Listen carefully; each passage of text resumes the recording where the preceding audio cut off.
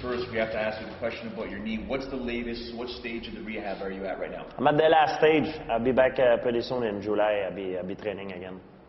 In terms of coming back to the actual octagon, there's always that anticipation date that we want to see George come back in Montreal. Realistically, you can fight all over the world.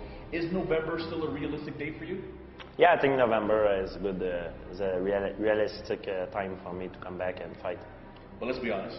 George St-Pierre comes back to the octagon. If you were to come back in Montreal, as an example, the Bell Centre, 23,000 people, they can configure it. Your return is going to be much more than 23,000 people. Yeah. I mean, in that case, if they could do it, I would like to go in maybe Olympic Stadium, like Roberto Duran fought Sugar Ray Leonard there back in the day, and I would like to make the same thing happen. It would be history, you know. We would make history, and for me, it would be incredible, and I would be very happy to do that. It would pump me up even more.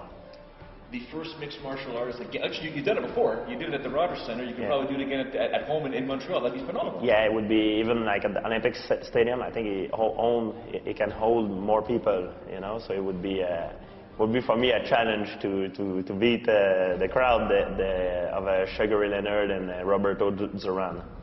Let's be honest. There's no challenge out there that's never surprised you or you haven't challenged or taken on, but. You go to the Olympic Stadium, as an example, even if it's the Bell Centre, anywhere in the world if you were to compete, do you feel you have to make a statement in that next fight because you've been gone for so long? Yeah, it would be completely different, and but I've changed a lot. The way I train changed a lot. I changed as a fighter. I grew a lot, and it would be very different than how I was before in a good way. So I can't wait to be back.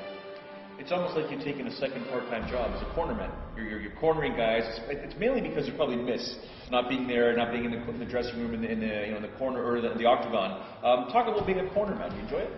I really enjoy it, but also the reason is when you haven't fought for a long time, you want the butterflies, you know, to stay the feeling of fighting. You want to keep it alive inside of you, you know. So. A good way to do it is to corner some of your training partner. I think it's the good way to do it because when you're going to go back, I might be octagon rust a little bit, so I won't be too much because of my training partner fought, so it's a little bit the same stress. Not the same, but a little bit. What's harder, cornering a guy or fighting in the octagon? Fighting, it's much harder. Oh, really? Yeah. A lot of guys say it's when you're on the outside because you can't do anything. You're saying it's harder inside? It's harder in a different ways, and with fighting, it's definitely the hardest thing, you know. Rory Macdonald, once again. Yeah. 22 years old. Does that to Shane Mills. I like the fact that I talked about that very cerebral because he was losing the stand-up battle. He didn't like what was happening against the cage. We're taking this fight down to the ground. That's a lot of improvement there. Yeah, you know, it happened to everyone in the fight. You know, you get caught with something. Stuff happened to everyone, but it's how you come back from adversity that show you how good you are. And it happened to everyone. You know, it happened to me when I fought Frank Triggs. People don't notice that, but Frank Triggs cut me with a good punch in the beginning. I had to step back in a stance. I had to readjust myself. Then I beat them. Stuff happened, you know. It's fighting. That fight with Shane Mills and Rory Macdonald happened at UFC 145. That was headlined by Johnny Bones Jones and Rashad Evans. Did that fight play out the way you thought it was going to take place? Oh yeah, I thought you talk about the Rory. No, sorry, the John Bones Jones and Rashad Evans fight. It was 5 rounds. I didn't know what to expect, you know. Like and they both my friend. I have to be careful what I say. I didn't know what to expect. I didn't know too much, you know. I thought it would have, you know, I would have expected maybe the fight go on the ground and more stand up and mix of different position. But no, I mean, it was a good, entertaining fight.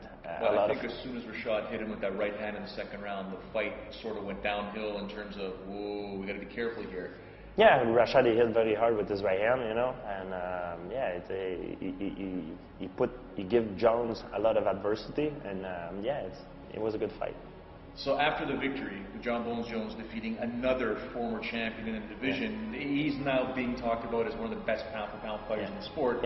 When that happens, people look at me because you and I, our relationship, and I'm like, I don't know what George is going to say, so I'm going to ask you now. Now, there's another guy that was Anderson Silva, George St-Pierre. Now we have John Bones Jones. No, I think it's hard to say, but I believe because you have to think about that. Every weight class has different kind of competition. You know, some weight class has better strikers, some weight class has better grapplers, some weight class, you know. So it depends on the competition, you know, that you have, the adversity that you have in your weight class that define you as the best pound for pound. But it's true that now John Jones, I would say it would be fair to say he's the best pound for pound right now. Him and Anderson Silva, I believe. And there is another guy that I believe is the best pound for pound, but nobody talks about it. It's Frankie Edgar. If you talk about pound for pound, I believe Frankie Edgar is number one. I believe he's number one because he's very small. Frankie Edgar could fight at 145 probably. You talk about pound for pound, I believe Frankie Edgar. But there is also like John Jones and Anderson Silva from what they have done. They're very good, you know. So yeah, it's hard to say. These things plays out. And I remember not a long time ago, Fedor for me was the number one, and now he lost. You know, so you never know. You can make a mistake and bang, everything goes out the window. So it's very hard to say, and you don't know. You cannot compare one weight class to another weight class because they have different fighters and different kind of adversity.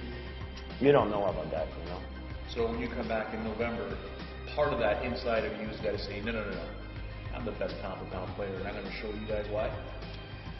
Well, I'm fighting against myself. I'm fighting. I want to be the best of the best, you know. But you know, it's no matter how great you are, there's always going to be people that are going to promote you very well. Some people are going to bitch about you a little bit, you know.